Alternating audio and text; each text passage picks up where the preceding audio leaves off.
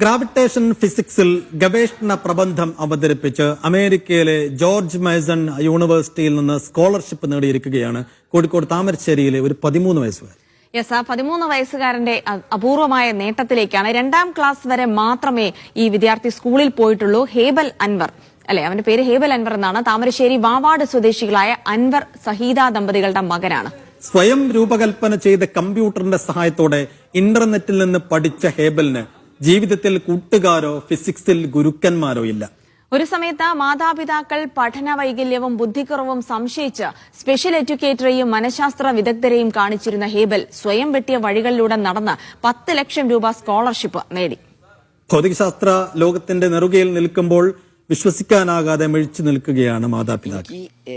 അധികം ബുദ്ധിയൊന്നുമില്ല, ക്യൂരിയോസിറ്റി ആണുള്ളത്. 4ാം ക്ലാസ്സിൽ ഉഷാറായിട്ട് പോയില്ല, കാരണം കോവിഡ് കഴിഞ്ഞു. പിന്നെ 1ലും 2ലും പോയാണ്, അത്യാവശ്യം പോയാണ്. ബ്ലാക്ക് ഹോളിന്റെ തിയററ്റിക്കൽ എക്സ്പാൻഷൻ ആണ് വൈറ്റ് ഹോള്. അപ്പോൾ ബ്ലാക്ക് ഹോൾ ഇനി കോസ്മോളജിന്റെ ഭാഗമാണ്. അപ്പോൾ ഫിസിക്സിന്റെ ഭാഗമായിട്ടുള്ളത് നമ്മളെ വൈറ്റ് ഹോളാണ്. കോഴിക്കോട് താമരശ്ശേരിയിലെ വാവാട് ഉള്ള ഒരു അത്ഭുത ബാലനെ തേടിയാണ് നമ്മൾ ഇന്ന് വന്നിട്ടുള്ളത്. അബി എന്നാണ് വിളിക്കുന്നത്, ഹേബൽ അല്ലെ. എന്താണ് ഇപ്പോ ജോർജ് മേസൺ യൂണിവേഴ്സിറ്റിയിൽ നിന്ന് സ്കോളർഷിപ്പ് കിട്ടിയിട്ടുണ്ട്, ആ പ്രബന്ധം എന്തായിരുന്നു? അത് വൈറ്റ് ഹോൾസ് എന്ന് പറഞ്ഞൊരു സാധനമുണ്ട്. അപ്പോൾ അതിനാണ് കിട്ടിയത്. വൈറ്റ് ഹോൾസ് എന്ന് പറഞ്ഞാൽ ബ്ലാക്ക് ഹോൾ എന്താ പറയുക നിങ്ങൾക്ക്, ബ്ലാക്ക് ഹോളിന്റെ തിയററ്റിക്കൽ എക്സ്പാൻഷൻ ആണ് വൈറ്റ് ഹോള്. അപ്പോൾ ബ്ലാക്ക് ഹോൾ ഇനി കോസ്മോളജിന്റെ ഭാഗമാണ്. അപ്പോൾ ഫിസിക്സിന്റെ ഭാഗമായിട്ടുള്ളത് നമ്മളെ വൈറ്റ് ഹോളാണ്. സിമെട്രി എന്ന് പറയുന്ന സാധനമല്ലേ, അപ്പോൾ എന്ത് സിമെട്രിക്കൽ ആണോ അതൊക്കെ എനിക്ക് ഇഷ്ടമാണ്. അപ്പോൾ വൈറ്റ് ഹോൾ പറഞ്ഞാൽ സിമെട്രിക്കൽ ആയിട്ടുള്ള സാധനമാണ്. അപ്പോൾ അതുകൊണ്ടാണ് എനിക്ക് ഈ വൈറ്റ് ഹോളിനായിട്ട് ഇൻട്രസ്റ്റ് വന്നത്. സ്കൂളില് അൽഹറമി സ്കൂളിൽ പഠിക്കുന്നുണ്ട്, ക്ലാസ്സിൽ പോകുന്നത് വളരെ കുറവാണ് അല്ലെ. എപ്പോഴാണ് ക്ലാസ്സിലെ അവസാനമായിട്ട് പോയത്? 4ാം ക്ലാസ്സിലാണ്.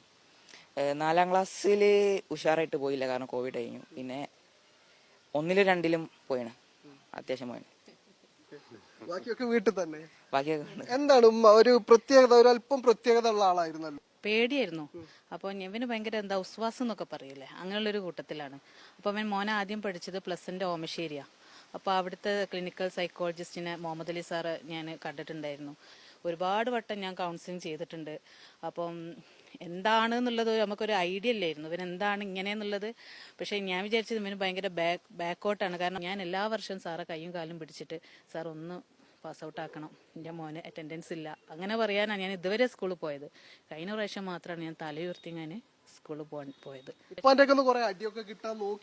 അതെ അതെ, ഞാന് പിന്നെ അവന് സ്കൂളിൽ പോകാതെ വീട്ടിലിരിക്കുന്ന സമയത്ത് പിന്നെ ഒരുപാട് പ്രഷർ കൊടുക്കാറുണ്ടായിരുന്നു. പക്ഷെ അവന് അവൻ്റെതായ രീതിയിൽ മാത്രമേ നിൽക്കുള്ളൂ. 4-5 മാസം മുന്നേ ഉപ്പ അവനെ വഴക്ക് പറഞ്ഞപ്പോൾ എന്നോട് വന്ന് പറഞ്ഞ്